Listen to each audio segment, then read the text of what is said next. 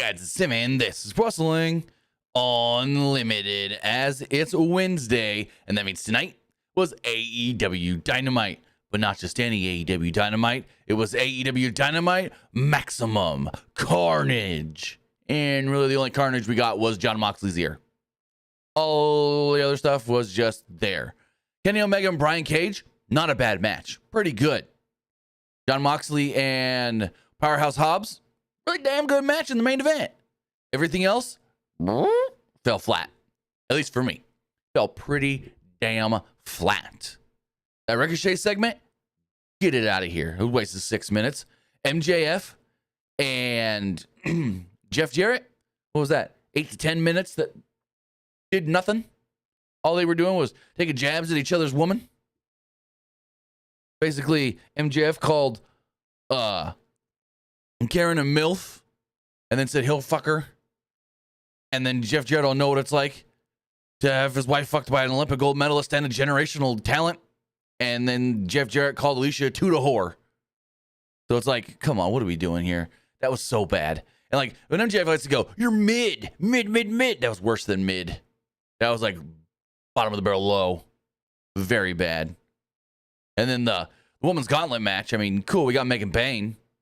I don't know if she's going to be back signed with AEW now, because she has done AEW stuff in the past. But it's like, we got Megan Payne, but then we just got what everybody expected. Goddamn, Tony Storm winning in the winning and getting the title shot against Mariah May. Like, she's probably getting that title back in Australia. So it's like, most of this show was just okay. We had a really good opener and a pretty dang good main event. And then I'm like, they just beat Hobbs easy. Like, Hobbs looked really good in this match, and they just choked his ass out. That was it. Like, come on. Are you kidding me? Are you kidding me? But with that, I want to say thank you for joining us here. Twitch.tv/PWU Unlimited, YouTube.com/Pro Wrestling Unlimited, and podcast services all around the globe like Stitcher, Spotify, Google Pod, Apple Pod, Anchor, iHeartRadio, and so much more. Remember, if you are watching live on Twitch, you can help us out a couple of different ways. You can either help us out by hitting that donate button down below, or by donating Twitch bits in the live chat. Also, remember, you can help us out by subscribing to the channel one of two different ways. You can either subscribe with a tiered subscription, or you can subscribe with Amazon Prime, because remember, if you have Amazon Prime, then you have Prime Gaming. Prime Gaming gives you a lot of cool things like free games, free stuff for games, and you always get one free subscription to any Twitch channel you want to subscribe to throughout the month. And I'd greatly appreciate it if you did right here for Wrestling Unlimited. Also, remember, if you want to support us, you can do so over on YouTube. You can hit that subscribe button. That way you know we post new videos. That way you know we go live. And that way you know when we post to the community tab. Also, if you want to support us in another way, you can do so by becoming a channel member. Whether that's at the $1 tier, the $5 tier, or so forth, we'd greatly appreciate it. The $5 or at the $1 tier, you get emotes and you're helping out the channel and whatnot. And the $5 tier, you get early access to new videos we're working on, some watch-alongs we're going to do, and so forth. Also, remember, if you want to get your comment, question, or concern read live on the air, you can do so by donating a super chat in the live chat. You can also head over to the Epic Game Store if you want to support us, and use our code PWU Unlimited for all Epic Games and Epic Game Store purchases. Whether you're buying a new game, whether you're buying an old game, whether you're claiming a free game or getting bucks for Rocket League, Fortnite, or Fall Guys, use our code right here, PWU NLIMITED, for all Epic Games and Epic Game Store purchases. Maybe you're getting into, maybe you haven't got into that new season of Fortnite now, Fortnite Hunters, and you're like, oh, Godzilla's coming this week? I need to get in there. So you're going to go buy that Battle Pass. And you're going to use our code in the store or on the Epic Game Store when getting V-Bucks. But as far as AEW Dynamite does go, AEW Dynamite Maximum Carnage did kick off with Excalibur welcoming us alongside Tony Schiavone and the returning Taz, which is really cool to see, as they throw it to a video package highlighting tonight's card. The highlights did include Kenny Omega versus Gabe Kidd at Wrestle Dynasty. And Omega's AEW in-ring return is the opening contest. Kenny Omega and Brian Cage. So this was Omega's first match back since November 15th, 2023. And that was the Street Fighter 8-man tag team match. And Brian Cage was also in that match. Ooh, that drink just splashed me right in the glasses. Wipe my glasses off here. So, Don Callis joined commentary here, and the crowd was loud for Omega. Also, this building. It's only like a 15... Technically, it's a 2,000-seat building, but for wrestling, they can only set it up for 1,500. So it's like a little over 1,500, and it looked awesome. Especially the shot that they kept doing from the ramp, from the stage, down looking at the ring. You see the commentary table behind them as well in the shot. Looked really cool. Building was really cool. Unfortunately, a lot of times this crowd was down, dead, not into things. So early on, Omega fired up with some chops. Cage sold them. No-sold them. Omega then kind of took out the leg. Omega couldn't power Cage up, allowing Cage to curl Omega before hitting a fallaway slam. Cage hit a pop-up powerbomb, tried another, and Omega countered into a Hurricane Rana on the floor. Omega teased a Terminator dive, but Archer ran distraction, allowing Cage to turn Omega inside out with the lariat. Cage then tossed Omega into the barricade and press slammed him abdomen first onto the announce table. So he's like, I'm over this diverticulitis. You're going to slam me right on my stomach. You're going to slam me right on my gut. Cage then took the referee as Archer and Callis got in some cheap shots on Omega as we went to a commercial break. Also, let me know in the live chat.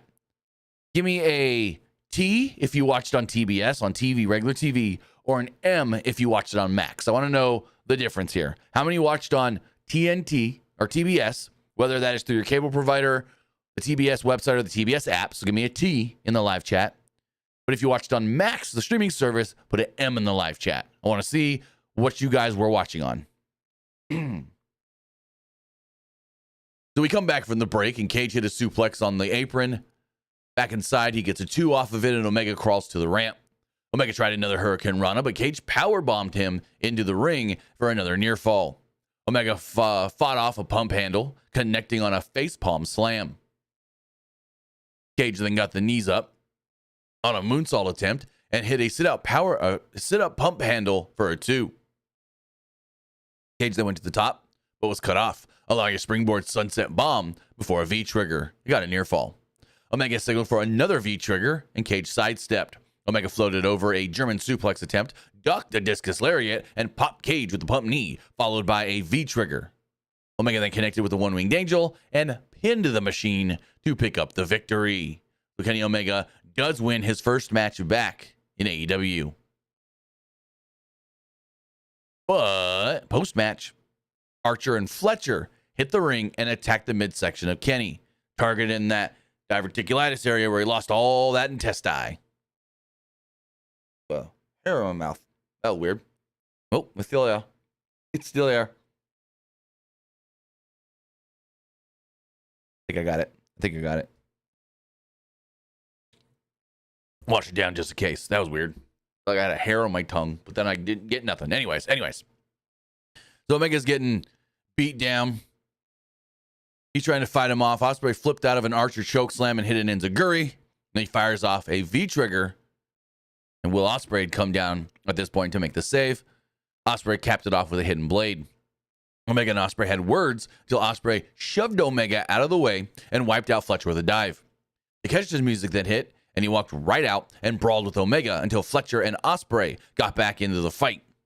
Fletcher and Takeshita got the advantage and laid out Omega and Ospreay. There was a brain buster and a raging fire, respectively. The Don Callis family then stood tall as over Ospreay and Omega. Despite that, though, Shivani said that Omega and Ospreay stood tall after Omega's return, which was last week. So, yeah, whatever. I don't know. Looks like we might be getting Kyle Fletcher and Konosuke Takeshita versus Kenny Omega and Will Ospreay sometime soon. Don't know when, but sometime soon, potentially.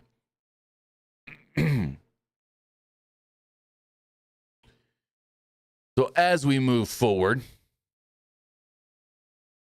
and my notes just froze. Give me 1 second to hit the refresh button. There we go. Scroll down.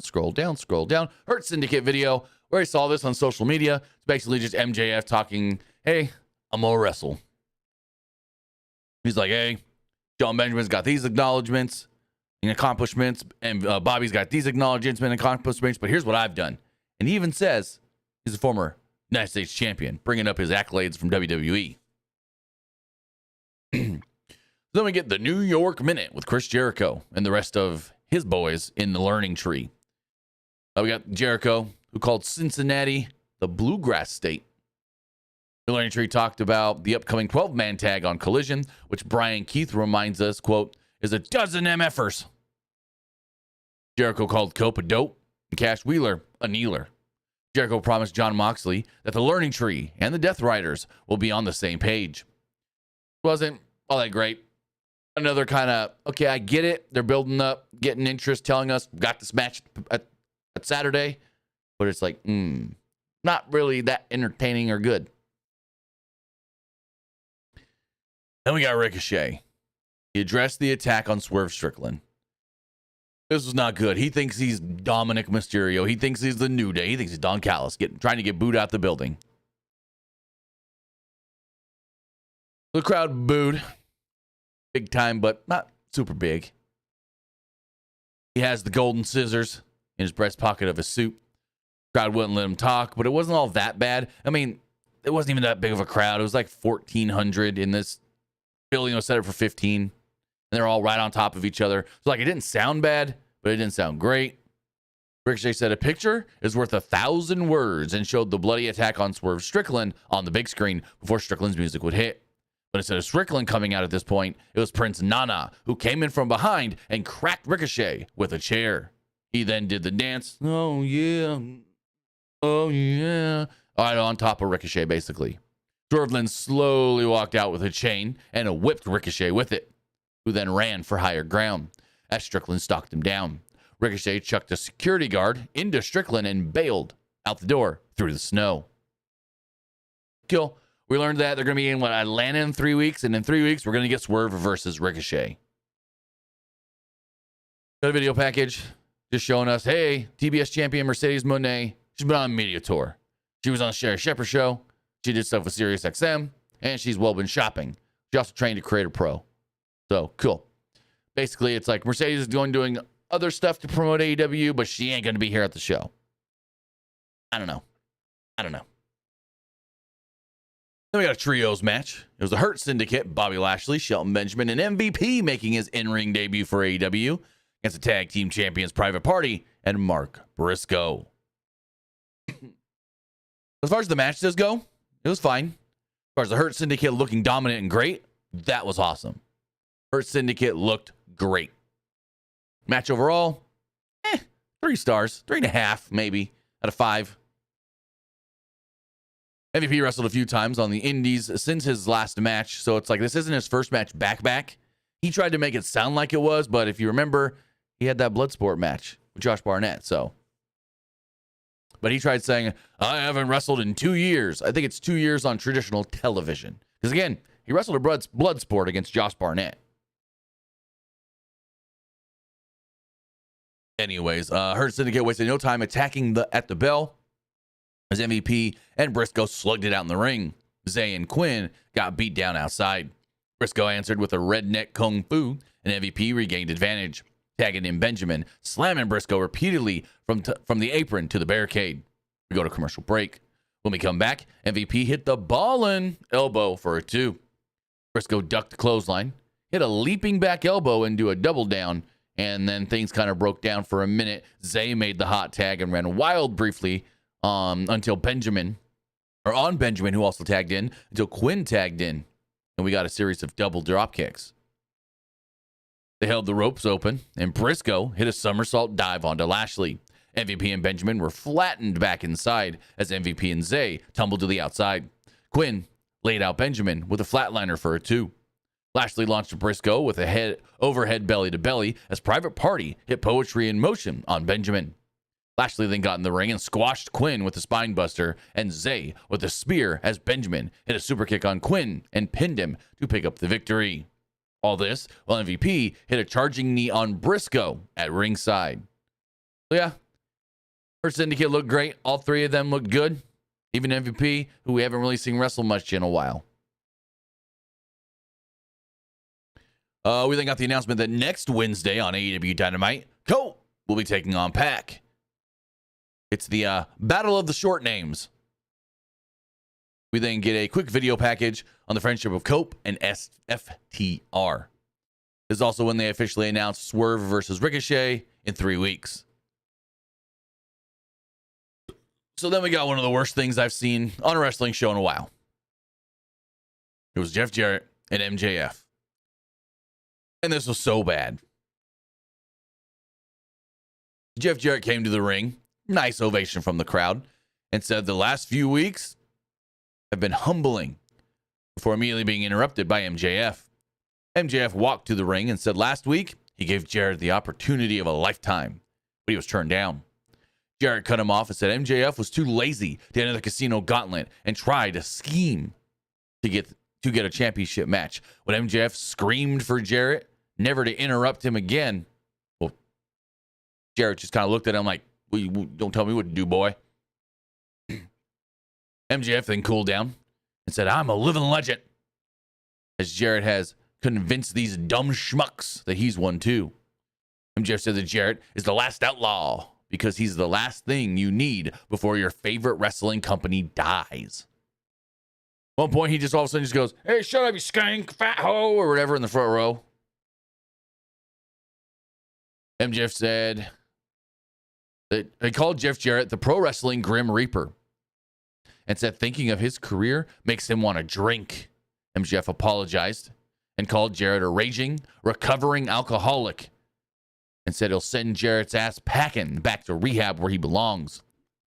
MJF said, and when you do, make sure you send your sexy MILF of a wife come to me. I'm a fan of Karen.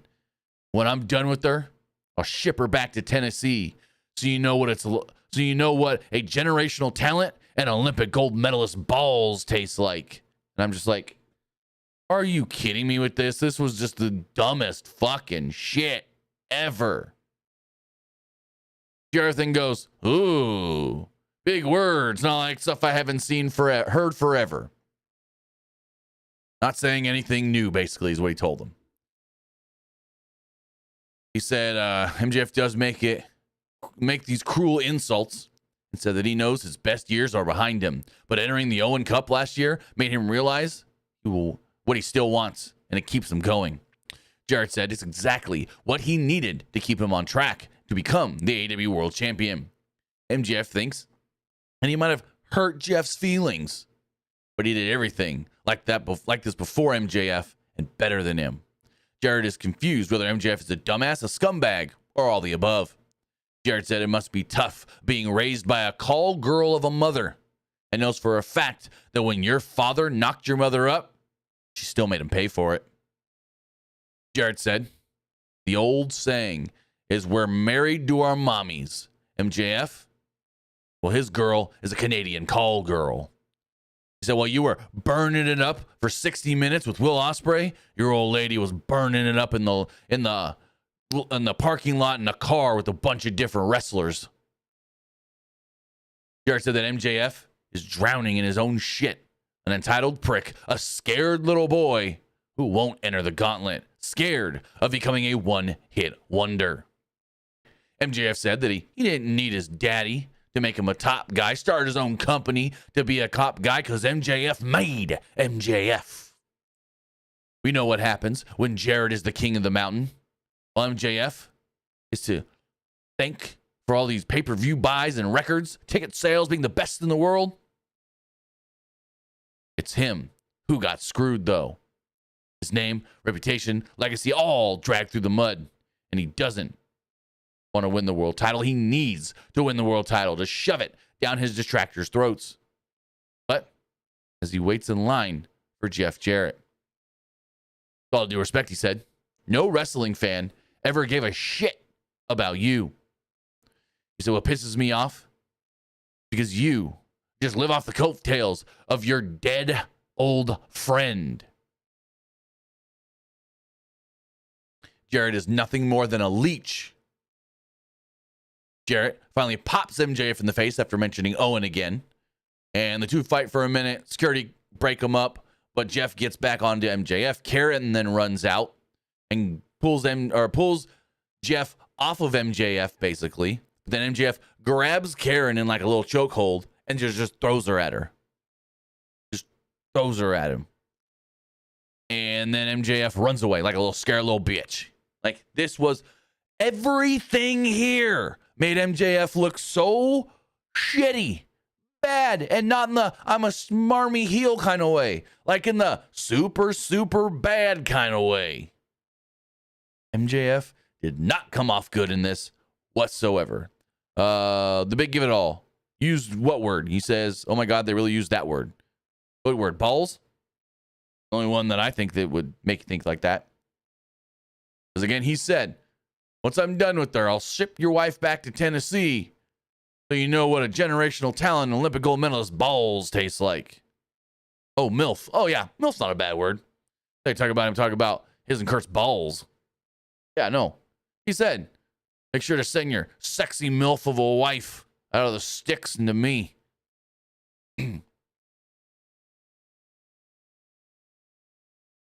So, yeah, none of this was good.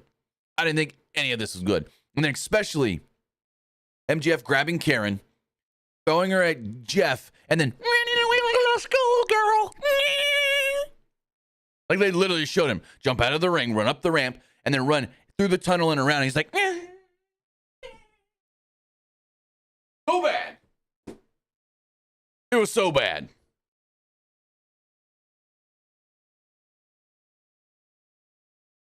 Then we got Hook and Christian Cage. This match is okay. The only thing this really did, got back Samoa Joe. So I'm like, cool. Sweet Tooth is back. The Hook attacks Cage during his entrance and even had a brief stare down with Mother Wayne as Cage tried bailing up the ramp, but was backdropped over and back into the ring. Cage then backed off, trying to apologize by hugging Hook, who turned it into an overhead suplex. Cage took a hard corner buckle before being confronted by Mother Wayne as they go to commercial. During the break, because we had, if you're watching on TBS itself, not Max, you get the picture in picture. During the break, Kip Sabian and Nick Wayne came out. Tetsuya Shibata also came out as well. Cage then was sent over the top to the outside. Hook hit a diving forearm off the apron. Hook tried stomping the hand on the ring steps, but Cage swept out the leg, and Hook smacked spine first. Back inside the ring, Cage hit 3 frog splashes for a 2. As Cage wanted a spear, Hook avoided it, struggled to kind of recover from running off of it. He's still hurting, and then Cage ultimately did hit the spear, but Hook kicked out at 2. Hook battled back with a clothesline and a couple throws, hitting a fisherman's suplex for a 2. Red rum was applied, but Cage climbed the ropes to break it, so Hook just sent him crashing down. We keep on fighting. Red rum is a Cage then slid through the red rum and posted Hook. Shibata held off Wayne and Sabian from trying to get in the ring and attacking. Cage laid him out with a reverse DDT at ringside. Back inside the ring, Cage wanted a kill switch, but Hook countered into a red rum. Cage then signaled, and in came Kip Sabian and Nick Wayne to basically pounce on Hook, attack him, and cause the DQ. They're beating up Hook. Hook's getting his ass beat. And Taz stands up and goes, I can't let this happen. I can't watch this. No, I can't. He goes to take his headphones off and we hear, bum, ba-dum, bum, bum, bum, bum, bum. And out comes Samoa Joe. I probably got his music wrong there, but whatever. You know what I mean. And the crowd's over here, Joe, Joe, Joe, Joe, Joe, Joe, bum, bum, bum. And Samoa Joe comes out and cleans house. Massive ovation from the former AEW World Champion. Sabian and Wayne were tossed around and destroyed by both Shibata and Joe as Cage and Mother Wayne retreated up the ramp, getting away before anybody can get their hands on him. So, the match was okay. Not horrible or anything, but not great or anything. It was just there. Crowd was kind of up and down for it, more down than anything. But we did get the return of Joe. Joe's been gone for a while. He was filming season 2 of Twisted Metal. And I can't wait for season 2. Season 1 was so good. Not the best shows or anything, but it's one of those great, I got 30 minutes to kill. I'll throw this on. Or, we got 3-4 episodes I haven't watched yet. I'll put it on while I'm working and try to keep up. We got a video package of Switchblade Jay White saying that he's going to get his hands on Wheeler Yuta. The Undisputed Kingdom say they got gold. They're getting gold in 2025. And Dan Garcia telling them to bring it on. Okay. It's got a little montage here. We got more Jeff Jarrett. Dustin Rhodes is interrupting here pretty quickly. Dustin walks in and says, MJF doesn't know what he's talking about. Rhodes says that MJF doesn't know a thing about the miles we had to put in our career back in the day. Rhodes put all his support behind Jarrett. Said MJF has no clue what we've been through. Rhodes hyped up Jarrett and said he's a 12-time world champion. Outlaws never die. And they're the last of their kind. Cool. I don't know what this is really going to lead to. I don't know if we really needed this. Are we going to get a Dustin versus MJF match now? I don't know. But it just felt like another kind of filler segment that wasn't really needed. Another waste of 3 minutes. Then we got the Casino Gauntlet. Out first was Chris Statlander and then Jamie Hayter. So these two started off the match. So the two went back and forth for a while. Mariah May was on commentary and took shots at Anna Jay not being allowed in this match. Because remember, Anna Jay cannot challenge for the title anymore as long as Mariah May holds the belt. So Mega Bane then comes out next. Good reaction. Pretty good reaction from the crowd. Not like, oh my God, Samoa Joe pop, but Joe probably got the biggest reaction of anything on the show.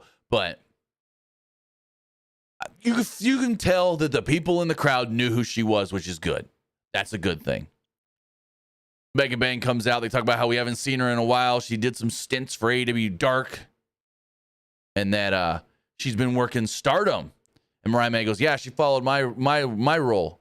Basically, the night I left, she showed up. She didn't want anything to do with me. Just showed up when I was leaving. Then she says, does Mega Bane eat babies for breakfast? Or what does she eat for breakfast? Babies? I was like, what the fuck is that line? Bane then flattened Statlander with a leaping clothesline and a Falcon Arrow for her too, but Hayter broke it up. Remember, it's first pinfall or submission gets the win. Hayter fired off some shots, but Bane no-sold. Tried a suplex, and Hayter reversed into a DDT. Julia Hart's out next. She came out through the babyface tunnel, if that means anything. So her and Hayter brawl on the ramp as Statlander and Bane fight in the ring, and we go to a commercial break. Come back, Willow is out next. And Mariah May's like, well, I can't get anybody better than Willow? Like saying, beat her. She ain't no good. Like saying, you got all these women. None of them are worthy. None of them are all that great. So she starts fighting with all the different women. They're getting shots in, and her and Mega Bane are going at it. Statlander then cuts things off, attacking Bane as the double team suplex left Nightingale and Statlander smiling at one another until they started chopping each other. Nightingale pounced Statlander, and Toni Storm came out next. They're like, she's the hottest rookie in AEW and a 3-time former women's world champion. And then launched Storm onto Statlander onto the ramp, but then turned it into a Nightingale missile dropkick. Hart and Hayter suffered the same fate before Nightingale wiped out Bane with a dive off the apron. Statlander flew off the stage on both ladies, but Storm took her out with the sweet cheek music. Hayter and Hart were left with a hockey fight in the ring as Harley Cameron came out number 7. Everyone's over here now scrambling for pinfalls. Hart avoided a Haterade, which didn't. No, Harley avoided a Haterade. And literally, she's got her holding her for the Haterade, and she's like, It's like she's waiting for Julia Hart to get in position because she's just sitting there going, she's flexing, right? And then she goes to hit the clothesline. Harley ducks under it, and boof. Harley takes the mist from Julia Hart. And I'm like, man, that took forever. Where was Julia? Not in position? So then there was a thrust kick to Hayter as Hart went to end things on Cameron when Toni Storm slid in, cradled her, and pinned Hart to pick up the victory and become the #1 contender for the show, for the AEW World Championship in Australia. And here's the thing. That show is February 15th, Grand Slam Australia. February 15th. It's exactly 1 month. They still haven't even told us how we can watch it. Or do we have to buy it, pay-per-view, stream it on Max? Some other way? Triller? I would assume, I highly doubt it's going to be on TBS or TNT because it's in Australia, so it's overnight, probably starting like 2 a.m. Eastern. So I would assume it's either a pay-per-view, and Tony did state, I really don't want to make people have to pay for this show in the middle of the night. He did state that in the media call. Well, I can see it being a Max special, but I don't know. I don't know. They still haven't told us 1 month out how we can watch it. We already know ticket sales aren't that great because they had to move it to a smaller building. But it will be Mariah May defending the AEW Women's Championship against Toni Storm in Australia. And Mariah May actually kind of looked a little thrilled to go fight Toni again. Then we got our main event, the AEW World Championship. It was Jon Moxley, Powerhouse Hobbs. Before we talk about that, we got to hear from our sponsor, David's Cookies. When it comes to delicious, there's nothing quite like David's Cookies 5-pound cookie and brownie tin. Imagine the joy of opening a tin filled with an irresistible assortment of freshly baked cookies and rich, fudgy brownies. Perfect for sharing with family, gifting to friends, or indulging yourself. This tin is packed with love and flavor. Whether it's for a special occasion or just because, make every moment sweeter with David's Cookies 5-pound cookie and brownie tin. Order now with our link in the description below. Hit that QR code on the screen or use our link, pwunlimited.co/David's Cookies now to get yourself or someone special that ultimate dessert experience. As far as this match does go, pretty good match. Best thing on the show. Thought two work really well together. And then Moxley getting his earring bit out by Hobbs. He's bleeding from the ear all the way down. The ring's just spotted, covered in blood. I'm like, holy frickin' hell. What? This was weird. Commentary even said it too. Never seen someone bleed that much from their ear in a wrestling match. Like this was oof-ah. So Moxley comes from the outside with the marina. They come from the snowy, cold outside or whatever. Walk in, no Claudio. Well, Claudio and Pat kind of ran distraction a little bit at the beginning, and then they kind of went away. But they immediately retreat. Hobbs gained control soon after and starts clubbing on Moxley. Taz said he was proud of his former Team Taz member, including, Hobbs, Brian Cage, and Hook. Don't mention Ricky Starks, former FTW champion. Moxley was able to battle back with a dive to the outside, but it was short-lived as Hobbs won the brawl in the crowd. They head back to the ring as Moxley quickly took over with punches and bunches in the corner. But he started talking trash, only pissing off the big man as he drove Moxley into the corner and bit at the ear. Commentary said, I think he's trying to bite out the earring of Jon Moxley, which is exactly what he did. So Hobbs kept biting at the ear, and Moxley's now bleeding. He's like in the corner. You see there's a shot of him in the corner trying to stand up, and it's all red. Just blood all here. I'm like, oh, frickin' A. So there's a forearm exchange until Moxley sent Hobbs to the floor. He took the ref, and Shafir got a cheap shot in. Back inside, Moxley wanted a Death Rider, but Hobbs powered out into a shoulder tackle. Hobbs then mowed down Moxley with a series of clotheslines and a World's Strongest Slam for a 2. Hobbs connected on an Avalanche Power Slam, but Moxley used that momentum to roll through into a cross arm breaker. Hobbs got to the ropes to break it as the ref backed Moxley off. The distraction allowed Wheeler Yuta to sprint down with the Busaku knee and hightail out, so no one, referee specifically, saw it happen. Moxley then wanted a Death Rider, but again, Hobbs got out of it and hit a desperation spinebuster. Hobbs then lowered the straps and wanted the torture rack, but Moxley got the rear naked choke in. Moxley stumbled out and grabbed the ref, allowing Shafir to smack Hobbs with the briefcase. Death Rider, and then he hit the Death Rider, but Hobbs kicked out at the last possible moment. Yet Moxley then just wrenched in the Bulldog choke, pulled it back, pulled it back, pulled it back, pulled it back until the ref goes, he's out. He's out. Call it. He's out. Ding, ding, ding, ding. And Hobbs just gets choked the fuck out. Like, what? What? They just choke out Hobbs. Hobbs loses. So, Hobbs just looked like another guy in the end. Just looked like another guy in the end. Nothing special. So disappointing. So disappointing. So after the match, Death Riders come back. You know, Wheeler Yuta, Claudio, Pac, and they attack. They're triple teaming, quadruple teaming Powerhouse Hobbs.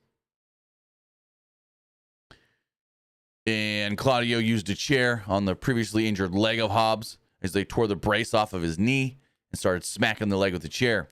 They Pillmanized the leg with the chair. And then, well, right after, FTR come out and Adam Copeland, or Cope, rated FTR come out. And I'm like, oh, a little too soon or a little too late there. They jump in the ring, Death Riders leave, and the show goes off the air. Them telling us, don't forget the 12-man tag this Saturday on Collision.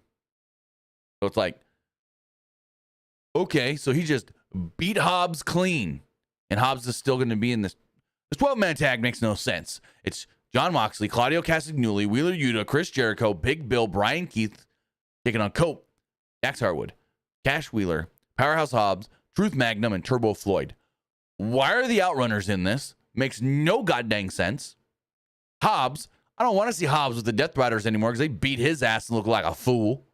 Moxley choked him the frick out. Like, oh, then we're getting a Texas death match on Saturday too. Page and Daniels. Why? Huh? Continental title on the line. Kazuchika Okada versus Tomohiro Ishii. So that's Saturday. Overall, the show was just all right. If I was voting with you guys, I would say good opener or a dang good main event until the end. And everything else fell flat. So I'd say the show was just all right because those two kind of helped it. Other than that, if you missed this show, if you skipped this show, you missed nothing really. Nothing. There's nothing done here to advance any storylines, get you interested in anything going forward other than maybe a Mariah May Tony Storm match in Australia. Nothing really building anything, which really sucks. Let's get the poll going on Twitch really fast. What did you think of Dynamite? Why is my spacebar not working? There it goes. I liked it. It was all right. I didn't like it. All right, the poll is live on Twitch as we go check the other polls.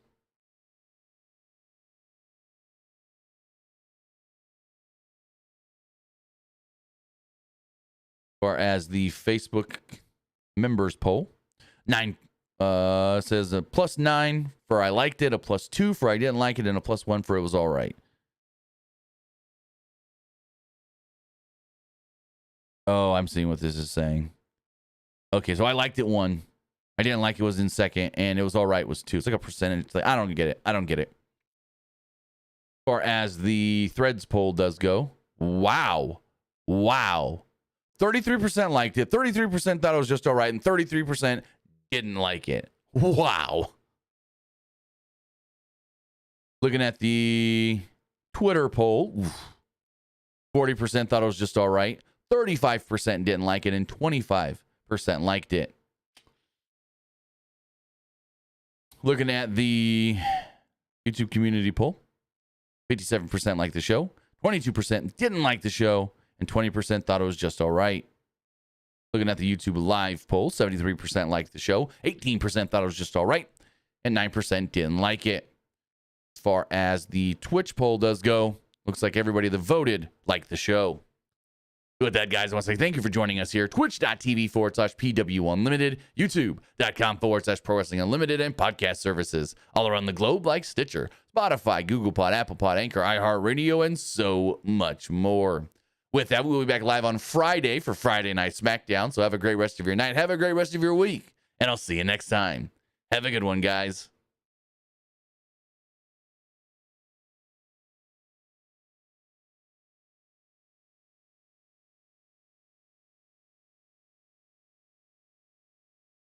All right, if you're still watching live on Twitch, we're going to hit up a raid.